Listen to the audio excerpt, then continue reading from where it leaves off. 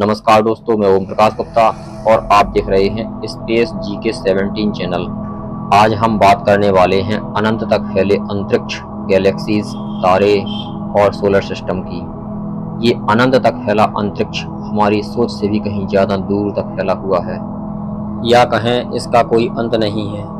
यह अपने में अरबों गैलेक्सियां समाये हुए है। रात्रि के समय आकाश में जो सफ़ेद रंग की लाइन दिखाई देती है वही हमारी मिल्की वे या आकाशगंगा है। दूध की तरह सफ़ेद चमकदार होने के कारण ही इसका नाम मिल्की वे पड़ा है। हमारी आकाशगंगा में हमारे सूर्य की तरह 100 अरब तारे हो सकते हैं, और यह भी हो सकता है कि उनका खुद का सोलर सिस्टम हो, जैसे कि हमारे सूर्य का सोलर सिस्टम है। ऐसा नहीं है कि ब्रह्मांड में हम केवल अकेले हैं। हमारी गैलेक्सी में ही अरबों सोलर सिस्टम हो सकते हैं।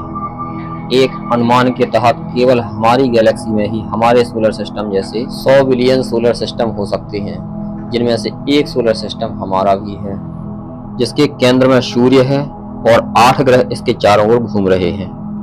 हमारे सोलर सिस्टम की उत्पत्ति आज से 4.5 अरब वर्ष पहले हुई थी। सोलर सिस्टम के निर्माण में सुपरनोवा की भूमिका महत्वपूर्ण होती है। आइए जानते हैं हमारा सोलर सिस्टम कैसे बना, कैसे बने ये सभी ग्रह और उपग्रह, और लगभग 4.5 अरब वर्ष पहले कैसे हमारे सूर्य की उत्पत्ति हुई। का जीवन काल समाप्त होने वाला होता है तो वह अपने ही गुरुत्वाकर्षण के कारण सिकुड़ने लगता है और फिर भयानक विस्फोट होता है। विस्फोट से उसके टुकड़े इधर उधर फैल जाते हैं तथा गैस और धूल के बादल बन जाते हैं।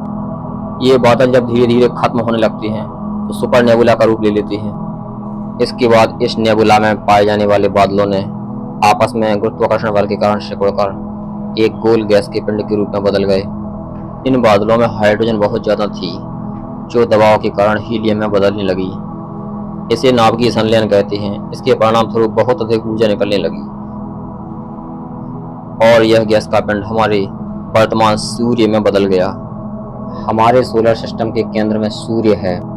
सोलर सिस्टम के कुल द्रव्यमान का 99.9% तो केवल सूर्य का द्रव्यमान ही है, और 0.1% द्रव्यमान से सभी ग्रह बने हैं, और बादलों के शेष बचे हुए हिस्से से dwarf planet, asteroids, moons, comets और मीटियोराइट्स बने। आइए अंतरिक्ष की सैर के बाद अब हम अपने सोलर सिस्टम पर फोकस करते हैं और सोलर सिस्टम के बारे में समझते हैं। तो हमारे सूर्य के चारों ओर 8 ग्रह चक्कर लगा रहे हैं। दोस्तों, सूर्य की सबसे निकट और पहला ग्रह है बुध, दूसरा है शुक्र, तीसरा पृथ्वी, चौथा मंगल, पांचवा बृहस्पति, छठवां शनि, सातवां यूरेनस और 8वां नेपच्यून है।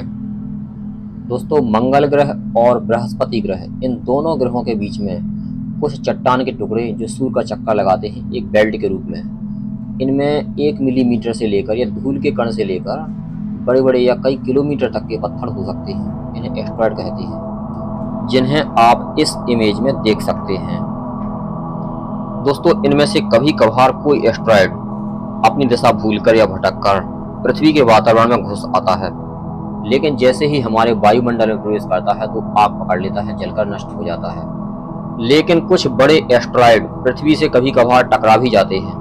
इनकी टक्कर से भारी विनाश होता है। शायद डायनासोर के अंत का यही कारण रहा होगा। हमारा सूर्य जो लगभग 4.5 अरब वर्ष से जल रहा है, इसके आकार की बात करें तो यह इतना बड़ा है कि हमारे जैसी 10 लाख पृथ्वियां इसमें समा सकती हैं। सूर्य की बाहरी सतह का तापमान 5500 डिग्री सेल्सियस है तथा अंदर का तापमान 1,31,00,000 डिग्री सेल्सियस है। सूर्य का गुरुत्वाकर्षण पृथ्वी से 28 गुना अधिक है, अर्थात पृथ्वी पर जो वस्तु 60 किलोग्राम वजन की है वह सूर्य पर 1680 किलोग्राम भी हो। सूर्य का प्रकाश 3 लाख किलोमीटर प्रति सेकंड के वेग से चलता है, जिसे अपने ही सौरमंडल के प्लूटो तक पहुंचने में 5 घंटे और 30 मिनट का वक्त लग जाता है। सूर्य से चलने वाला प्रकाश पृथ्वी तक 8 मिनट और 20 सेकंड में पहुंच पाता है। अगर सूर्य की किरणें एक दिन धरती पर ना पहुंचें तो कुछ ही घंटों में बर्फ जमना शुरू हो जाएगी। सूर्य और पृथ्वी की दूरी 150 मिलियन है। अर्थात लगभग 15 करोड़ किलोमीटर दूर है। सूर्य के अंदर हर second 600 million ton hydrogen helium में बदल रही है। इसी कारण यह इतनी ऊर्जा उत्पन्न कर पा रहा है। सूर्य 74% हाइड्रोजन और 24% हीलियम का बना है। लगभग 5 अरब वर्ष बाद हीलियम ही शेष रह जाएगी, तब सूर्य बुझ जाएगा। यह हमारी ऊर्जा का सबसे बड़ा सोर्स है। आज इसे येलो ड्वार्फ स्टार कहा जाता है, लेकिन आने वाले 5 अरब वर्ष बाद यह रेड जायंट स्टार बन जाएगा। तब सभी ग्रह नष्ट होकर इसकी गर्मी से परमाणुओं की भाप बनकर रह जाएंगे और फिर यह व्हाइट ड्वार्फ स्टार बन जाएगा और फिर ब्लैक ड्वार्फ स्टार बनकर पृथ्वी के आकार का हो जाएगा और फिर यह अंतरिक्ष में खो जाएगा। अंतरिक्ष के सामने यह घटना वैसी ही होगी जैसे समुद्र में कोई राई का दाना खो गया। आइए अब एक एक करके सभी ग्रहों के बारे में जानकारी प्राप्त। हमारे सोलर सिस्टम में सूर्य केंद्र में है और 8 ग्रह इसके चारों ओर चक्कर लगा रहे हैं, जो अलग अलग कक्षाओं में हैं।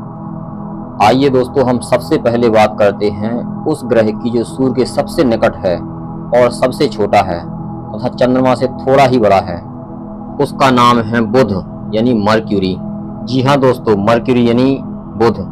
यह सौर परिवार या सौर मंडल में सबसे छोटा ग्रह है और सूर्य से दूरी 58 मिलियन किलोमीटर है। इसका धरातल ठोस चट्टानों से बना हुआ है और यह पृथ्वी के साइज का महज 38% ही है। इसका रंग हल्का ग्रे कलर का है और पृथ्वी की तुलना में थोड़ा धीमे घूमता है। सूर्य के सबसे निकट होने पर भी यह सबसे गर्म नहीं है, क्योंकि यहाँ पर कोई भी वायुमंडल नहीं है। दोस्तों, यही कारण है कि यह गर्म नहीं रह पाता। सूर्य की किरणें जब इसकी सतह पर पड़ती हैं तो टकराकर वापस अंतरिक्ष में लौट जाती हैं, लेकिन इसका मतलब यह नहीं है कि यह गर्म नहीं होता। यहाँ दिन का तापमान 430 डिग्री सेल्सियस तक हो जाता है और वहीं रात्रि का तापमान गिरकर -180 डिग्री सेल्सियस तक पहुंच जाता है। मतलब यहाँ ना तो हम इस पर उतरकर पैर रख सकते हैं और ना ही रात्रि की ठंड में जीवित रह सकते हैं। इसे अपने अक्ष पर घूमने में 59 पृथ्वी दिवस लगते हैं। पृथ्वी दिवस का मतलब होता है पृथ्वी का एक दिन। जब पृथ्वी पर 59 दिवस पूरे हो जाते हैं तब बुध ग्रह पर एक दिन माना जाता है, लेकिन यह सूर्य से बहुत ज्यादा नजदीक है, इसलिए इसको सूर्य का एक चक्कर पूरा लगाने में केवल 88 पृथ्वी दिवस ही लगते हैं। यहाँ पर 180 दिन में केवल एक बार सूर्योदय होता है। दोस्तों, हमें सफर लंबा तय करना है, इसलिए अब वीनस की ओर चलें। दोस्तों, हमारे सौरमंडल का सबसे चमकदार और सबसे गर्म ग्रह है वीनस। इसका नाम प्रेम और सौंदर्य की रोमन देवी के नाम पर वीनस रखा गया है। दोस्तों, शुक्र सूर्य की परिक्रमा करने वाला दूसरा ग्रह है, जो 224.65 पृथ्वी दिनों में सूर्य की एक परिक्रमा पूरी कर लेता है। इसका कोई भी चंद्रमा नहीं है। एक चंद्रमा था जो अरबों साल पहले खुद इसी के उल्टे घूर्णन के कारण इसी से टकराकर नष्ट हो गया। शुक्र ग्रह का व्यास 12,092 किलोमीटर है, जो पृथ्वी के व्यास से केवल 650 किलोमीटर कम है। शुक्र 4 सौर स्थलीय ग्रहों में से एक है। इसका अर्थ है पृथ्वी की तरह यह भी चट्टानी पिंडों से बना है। इसकी सतह की परिस्थितियां पृथ्वी की सतह से बिल्कुल अलग हैं। यह द्रव्यमान में पृथ्वी का 81.5% है। आइए शुक्र ग्रह पर उतरकर परिस्थितियों को करीब से जानें। हो सकता है करोड़ों वर्ष पहले शुक्र ग्रह पर पृथ्वी की तरह ही जीवन हो, नदियां बहती हों और पृथ्वी की तरह ही जीवन रहा हो, लेकिन अब तो यह बस केवल एक बिखरे हुए शिलाखंडों का केवल सूखा मरुस्थल रह गया है। सतह का तापमान 462 डिग्री सेल्सियस होने के कारण यह अति तप्त ग्रह है और सौरमंडल का सबसे गर्म ग्रह बन गया है। शुक्र की अधिकतर सतह ज्वालामुखी गतिविधियों द्वारा निर्मित नजर आती है। इसके प्रत्येक 100 किलोमीटर के दायरे में 167 बड़े ज्वालामुखी हैं। चंद्रमा के बाद आकाश में सबसे चमकदार वस्तु शुक्र ग्रह ही है। दोस्तों, आकार, संरचना और गुरुत्वाकर्षण बल में पृथ्वी जैसा होने के कारण पृथ्वी की बहन कहा जाता है। यहाँ सल्फ्यूरिक एसिड के बादलों की एक मोटी परत है, जिसके कारण इसका रंग पीला दिखाई देता है और घने बादलों के कारण इसकी सतह नहीं दिखाई देती है। सूर्योदय के पहले और सूर्य अस्त के बाद आकाश में कुछ समय के लिए इसकी चमक के कारण इसे पहचाना जा सकता है। शुक्र ग्रह का वातावरण बहुत घना है और पृथ्वी के वायुमंडल से 90 गुना अधिक विशाल है। इसके वायुमंडल में 96% CO2, 3% नाइट्रोजन और 0.003% जलवाष्प है। दोस्तों, शुक्र की सतह का तकरीबन 80% हिस्सा चिकने ज्वालामुखी मैदानों से आच्छादित है। शुक्र ग्रह पर कुछ क्रेटर हैं जो 30 से 60 करोड़ साल पुराने हैं। शुक्र की वर्तमान सतह 30 से 60 करोड़ वर्ष पुरानी होने का अनुमान लगाया गया है। शुक्र को अपनी धुरी पर घूमने में 243 पृथ्वी दिवस लगते हैं, लेकिन यह पृथ्वी के विपरीत दिशा में घूमता है, इसलिए यहाँ सूर्योदय पश्चिम से होता है और पूर्व में अस्त होता है। यहाँ का एक दिन पृथ्वी के 243 दिनों के बराबर होता है। 1960 में सोवियत संघ और नासा ने शुक्र के लिए अंतरिक्षयान भेजे थे, जो लगभग 4 माह की यात्रा करके शुक्र पर उतरे, लेकिन यहाँ के गर्म वातावरण में महज कुछ ही घंटे सरवाइव कर सके। लेकिन नष्ट होने के पहले इन्होंने काफी महत्वपूर्ण जानकारियां इकट्ठा कर ली थी। शुक्र ग्रह पर पृथ्वी की तरह बरसात नहीं होती और ना ही यहाँ के आसमान में पानी के बादल दिखाई देंगे, लेकिन यहाँ सल्फ्यूरिक एसिड के बादल जरूर आसमान में दिखाई देंगे, जो बरसते भी हैं, और यहाँ सल्फ्यूरिक एसिड की बरसात भी होती है। इतनी प्रतिकूल परिस्थितियां होने के बाद भी वैज्ञानिकों ने यहाँ जीवन की आस नहीं छोड़ी है और जीवन की रेस से इसे बाहर नहीं किया है।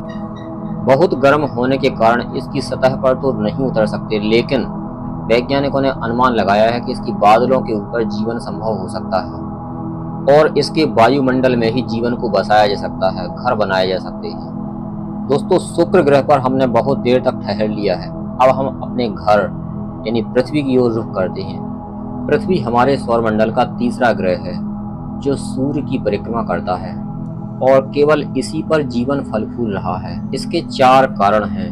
पहला तो सूर्य से उचित दूरी अर्थात उचित तापमान, दूसरा गुरुत्वाकर्षण बल, तीसरा ओजोन परत और चौथा ऑक्सीजन और पानी। ये 4 कारक ही हैं जो किसी भी ग्रह पर जीवन के लिए जरूरी है, मतलब जीवन की नींव रखते हैं। हमें उस ईश्वर को किसी भी परिस्थिति में नहीं भूलना चाहिए जिसने इस पृथ्वी पर या इस ग्रह पर जीवन के लिए वातावरण तैयार किया है। दोस्तों, हमारे ग्रह यानी पृथ्वी के बारे में जितना हम जानते हैं शायद उससे ज़्यादा आप जानते हो, इसलिए हम आपको बोर नहीं करना चाहते। दोस्तों, अब हम आपको एक ऐसे ग्रह की यात्रा पर ले जाने वाले हैं पृथ्वी के बाद जिस पर जीवन की सबसे अधिक संभावना है। उसका नाम है मंगल या मार्स। तो आइए मंगल ग्रह की यात्रा पर चलें। दोस्तों, मंगल चौथा ग्रह है जो सूर्य की परिक्रमा करता है। यह 208.03 मिलियन किलोमीटर दूर चक्कर लगा रहा है या लगभग 23 करोड़ किलोमीटर दूर चक्कर लगा रहा है। यह सूर्य की एक परिक्रमा करने में 687 दिनों का समय लेता है, अर्थात यहाँ का एक साल 687 दिनों का होता है। और मंगल पर एक दिन 24 घंटे 40 मिनट का होता है, जो लगभग पृथ्वी के बराबर है। रोमन युद्ध के देवता मार्स के नाम पर इसका नाम मार्स रखा गया है। इसकी सतह लाल है, इसलिए इसे लाल ग्रह कहते हैं। इसका कारण इसकी मिट्टी में हेमेटाइट अर्थात फेरिक ऑक्साइड मिला है, जिसे हम लोहे पर जंग के रूप में जानते हैं। इसके 2 चंद्रमा हैं, फोबोस और डीमोस, जो अनियमित आकार के हैं। ऐसा माना जाता है कि ये दोनों बड़े एस्टेरॉयड थे जिन्हें मंगल ने अपने गुरुत्वाकर्षण के कारण अपनी कक्षा में खींच लिया और तभी से ये मंगल की परिक्रमा कर रहे हैं। फोबोस 27 किलोमीटर और डीमोस 16 किलोमीटर लंबे हैं और मंगल के बहुत नजदीक से चक्कर लगाते हैं। डेमोस 2350 किलोमीटर दूर और फोबोस 9400 किलोमीटर दूर चक्कर लगाते हैं। मंगल ग्रह का डायामीटर 6789 किलोमीटर है और मंगल का कुल क्षेत्रफल पृथ्वी के सूखे वाले भाग से थोड़ा ही कम है। मंगल के नॉर्थ पोल और साउथ पोल दोनों ही जगह पानी बर्फ के रूप में जमा हुआ है, लेकिन इस पानी की बर्फ के ऊपर ठोस कार्बन डाइऑक्साइड यानी CO2 की मोटी परत चढ़ी है, जो 1 से 8 मीटर तक मोटी हो सकती है। इसके नॉर्थ पोल पर इतना पानी है जितना हमारे ग्रीनलैंड पर बर्फ के रूप में है। सूर्य से बहुत अधिक दूरी होने के कारण मंगल पर प्रकाश बहुत कम पहुंच पाता है, इसलिए यहाँ का वातावरण बहुत ठंडा है। यहाँ पर औसत तापमान -53 डिग्री सेल्सियस रहता है। यहाँ पर भूमध्य रेखा के आसपास तापमान 20 से 27 डिग्री सेल्सियस तक पहुँच जाता है दिन में, लेकिन रात में तापमान -153 डिग्री सेल्सियस तक पहुँच सकता है। दोस्तों, आने वाले 20 से 25 सालों में मंगल पर कुछ इस प्रकार की बस्तियां आप बसती हुई देखेंगे, जिसके लिए अमेरिकी अंतरिक्ष एजेंसी नासा और एलोन मस्क जो स्पेस एक्स के मालिक हैं, मंगल पर जाने के लिए इनकी तैयारी लगभग अंतिम चरणों में है। अमेरिकी अंतरिक्ष एजेंसी नासा अगस्त 2023 तक अब तक कुल 6 बार सफल रूप से रोवर उतार चुका है। नासा द्वारा अब तक यहाँ spirit, opportunity, curiosity, Perseverance rover प्रमुख रूप से भेजे गए हैं। भारत पहले ही प्रयास में मंगल की कक्षा तक ऑर्बिटर स्थापित करने वाला दुनिया का पहला देश बना और अब तक मंगल पर पहुंचने वाला चौथा देश बना। मंगल पर अभी तक कुल 10 बार सफल लैंडिंग की जा चुकी है, जिसमें नासा, यूरोपियन एजेंसी, सोवियत संघ और चीन के रोवर शामिल हैं। यहाँ आप बिना स्पेस सूट के कुछ ही सेकंडों तक जी सकते हैं। ओलंपस मांस सबसे बड़ा ज्वालामुखी और सौरमंडल का सबसे ऊंचा पर्वत है, जो हमारे माउंट एवरेस्ट से करीब 3 गुना ऊंचा है। इसकी ऊंचाई लगभग 16 मील यानी 24 किलोमीटर है। मंगल ग्रह पर दिखने वाली ये कैनाल या खाई जैसी संरचना दुनिया की या सौरमंडल की सबसे बड़ी खाई या संरचना है, जिसे दूर से ही मंगल पर लकीर के रूप में देखा जा सकता है। दोस्तों, अभी हमें और सफर तय करना है, इसलिए अब मंगल ग्रह से हम विदा लेते हैं और जुपिटर की ओर उड़ान। दोस्तों, जुपिटर पर पहुंचने से पहले हमें इस एस्टेरॉयड की बेल्ट से होकर गुजरना पड़ेगा, जो मंगल और जुपिटर के बीच में एक बेल्ट के रूप में सूर्य का परिक्रमा कर रहे हैं। दोस्तों, इसमें धूल के कण से लेकर बड़े बड़े या कई किलोमीटर तक लंबे पत्थर हो सकते हैं। जितने पास पास ये दिख रहे हैं, असल में उतने पास पास नहीं होते। ये कई किलोमीटर दूर होते हैं एक दूसरे से। यदि इनमें से कोई बड़ा पत्थर पृथ्वी की ओर जाता है तो ये भारी विनाश मचा सकता है और कुछ ही पलों में धरती से पूरे जीवन को समाप्त कर सकता है। लेकिन इसके लिए हमें जुपिटर का एहसानमंद होना चाहिए, जो अपने ग्रेविटेशनल फोर्स के द्वारा इन एस्टेरॉयड को अपनी ओर खींच लेता है और पृथ्वी को बचा लेता है। जुपिटर सौरमंडल का 5वां और सबसे बड़ा ग्रह है। यह सूर्य से 77 करोड़ 80 लाख किलोमीटर दूर परिक्रमा कर रहा है और 11.86 वर्ष में एक परिक्रमा पूरी कर लेता है। आकार में यह पृथ्वी से 317 गुना बड़ा है, लेकिन इसका द्रव्यमान पृथ्वी का केवल 2.5 गुना है। जुपिटर पर उतरना या पैर रखना संभव नहीं है, क्योंकि यह एक गैसीय पिंड है। इसका धरातल पृथ्वी की तरह ठोस नहीं है। यह मुख्य रूप से गैस का पिंड है, जिसका द्रव्यमान सूर्य के 1000वें भाग के बराबर है। अभी तक कुल इसके 95 उपग्रह या चंद्रमा खोजे जा चुके हैं, जिसमें यूरोपा एक ऐसा चंद्रमा है जिस पर जीवन संभव हो सकता है। यदि सब कुछ ठीक रहा तो 10 अक्टूबर 2024 को एक स्पेस यान लॉन्च होगा, जो लगभग 6.5 वर्ष की यात्रा के बाद यूरोपा पर लैंडिंग करेगा। जुपिटर पर आप जो धब्बा देख रहे हैं, असल में एक बहुत बड़ा तूफान या चक्रवात है, जो लगभग पिछले 350 वर्षों से सक्रिय है। यह पृथ्वी से 3 गुना बड़ा है। दोस्तों, जुपिटर की यात्रा को यहीं विराम देकर हम बढ़ते हैं आगे की ओर, अर्थात सौरमंडल के 6वें ग्रह शनि की ओर। दोस्तों, शनि सूर्य से 6वां ग्रह है और बृहस्पति के बाद सौरमंडल में दूसरा सबसे बड़ा ग्रह है। यह सूर्य से 1434 बिलियन किलोमीटर दूर परिक्रमा कर रहा है। अपने छल्लों के कारण यह सभी ग्रहों में सबसे सुंदर दिखाई देता है। यह एक गैस से बना प्लेनेट है, जिस पर ठोस जमीन नहीं है, इसलिए आप इस पर पैर रखने की मत सोचना। यह सूर्य की एक परिक्रमा 29.45 वर्ष में पूरी कर लेता है। शनि ग्रह भले ही जुपिटर के आकार का है, लेकिन इसका द्रव्यमान पृथ्वी से 95 गुना अधिक है। मई 2023 तक इसके 145 चंद्रमा खोजे जा चुके हैं, जिनमें टाइटन सबसे प्रमुख बड़ा चंद्रमा है। यह आकार में बुध ग्रह से भी बड़ा है। टाइटन शनि का सबसे बड़ा चंद्रमा है और सौरमंडल का दूसरा सबसे बड़ा चंद्रमा है। यहाँ नदियों में पानी की जगह मीथेन भरा है और वायुमंडल में मुख्य गैस मीथेन ही है। यहाँ पृथ्वी की तरह घना वायुमंडल है, लेकिन यह पृथ्वी की अपेक्षा बहुत ठंडा है। यहाँ औसत तापमान -190 डिग्री सेल्सियस तक रहता है, जो साइबेरिया से भी 3 गुना अधिक ठंडा है। दोस्तों, हमारा अगला पड़ाव है यूरेनस। आइए यूरेनस के बारे में समझें। यूरेनस पृथ्वी की तुलना में सूर्य से 19 गुना अधिक दूर है। यूरेनस सूर्य से औसतन 2 अरब 87 करोड़ किलोमीटर दूर चक्कर लगा रहा है और यह 84 वर्ष में सूर्य की एक परिक्रमा पूरी कर लेता है। यूरेनस या अरुण हमारे सौरमंडल में सूर्य से 7वां ग्रह है। द्रव्यमान की बात करें तो पृथ्वी से 14.5 गुना अधिक है। जुपिटर और सैटर्न के बाद तीसरे नंबर पर इसका व्यास सबसे अधिक है। प्राचीन विद्वान इसे टिमटिमाता तारा समझते थे, लेकिन 1781 में दूरबीन से पता चला कि यह एक ग्रह है। सौरमंडल के सभी ग्रहों में इसका तापमान सबसे कम -224 डिग्री सेल्सियस देखा गया है।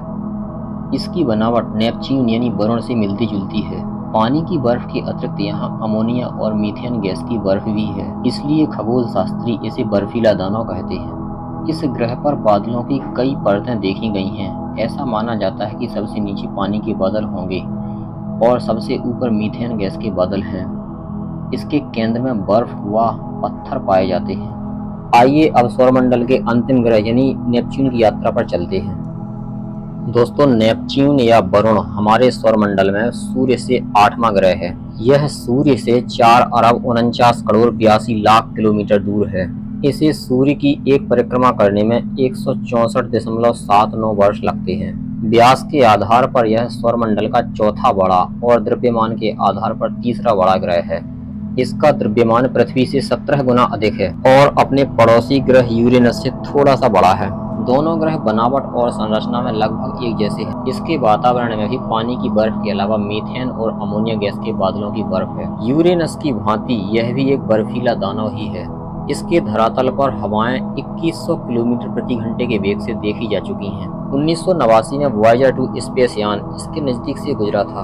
वॉयेजर 2 ने इसके वायुमंडल की स्पष्ट तस्वीरें खींची थीं। इसके ऊपरी वायुमंडल का तापमान -129 डिग्री सेल्सियस है, लेकिन इसके केंद्र का तापमान 5000 डिग्री सेल्सियस तक पहुंच जाता है, जो इसके उच्च गुरुत्वाकर्षण बल के कारण होता है। इसका रंग हल्का नीला है, जो इस पर उपस्थित मीथेन गैस के कारण है, जो ऊपरी वायुमंडल। प्लूटो को अब भले ही वैज्ञानिक ग्रह नहीं मानते, लेकिन अध्ययन की दृष्टि से महत्वपूर्ण है, इसलिए हम इसका भी अध्ययन करेंगे। दोस्तों, यम या प्लूटो सौरमंडल का सबसे बड़ा बौना ग्रह है। प्लूटो को पहले वैज्ञानिक सौरमंडल का सबसे बाहरी ग्रह मानते थे, लेकिन अब इसे काइपर घेरे की सबसे बड़ी वस्तु मानते हैं। अब आप सोच रहे होंगे काइपर घेरा क्या है, तो चिंता मत कीजिए। प्लूटो के अध्ययन के बाद हम काइपर घेरा ही समझने वाले हैं, जो सौरमंडल की अंतिम चीजें या अंतिम वस्तुएं हैं। लेकिन इसके पहले हम प्लूटो को समझते हैं। प्लूटो का आकार हमारे चंद्रमा का कुल 1/3 है। इसकी कक्षा भी बड़ी बेढंगी है। कभी तो यह सूर्य से 4.4 अरब वर्ष दूर चक्कर काटता है, यानी नेपच्यून की कक्षा के अंदर, और कभी यह इतनी दूर चला जाता है कि 7.4 अरब वर्ष किलोमीटर दूर। इसकी सरफेस नाइट्रोजन की बर्फ, पानी की बर्फ और पत्थर से मिलकर बनी हुई है। अच्छी बात यह है कि इसकी सतह ठोस है, जिस पर हम उतर सकते हैं। यह सूर्य की एक परिक्रमा करने में 248.09 वर्ष का समय लगा लेता है। दोस्तों, अब हम समझेंगे काइपर घेरा या काइपर बेल्ट क्या है। काइपर घेरा या काइपर बेल्ट हमारे सौरमंडल का बाहरी क्षेत्र है, जो नेपच्यून की कक्षा के बाद से शुरू होकर सूर्य से 55 AU दूरी तक फैला हुआ है। एक AU यानी एस्ट्रोनॉमिकल यूनिट कहलाती है सूर्य और पृथ्वी के बीच की दूरी। इसमें लाखों छोटी बड़ी खगोलीय वस्तुएं हैं, जो ग्रहों के निर्माण के बाद बच गई थी। ये वस्तुएं ज्यादातर पानी, मीथेन और अमोनिया की बर्फ से मिलीजुली चीजों से बनी हैं। काइपर घेरे में 100 किलोमीटर से अधिक व्यास वाले लगभग 1000 ऑब्जेक्ट हैं। काइपर घेरा धूमकेतुओं का भंडार है। मंगल ग्रह के चंद्रमा फोबोस और डीमोस इन्हीं चट्टानों से बने हुए हैं। दोस्तों, अब समय आ गया है आपसे विदा लेने का। अगर आपको वीडियो में कुछ नया सीखने को मिला हो तो चैनल को सब्सक्राइब जरूर कर लेना, क्योंकि वही हमारा पुरस्कार होता है। अगले वीडियो में फिर मिलेंगे, तब तक के लिए नमस्कार, जय हिंद।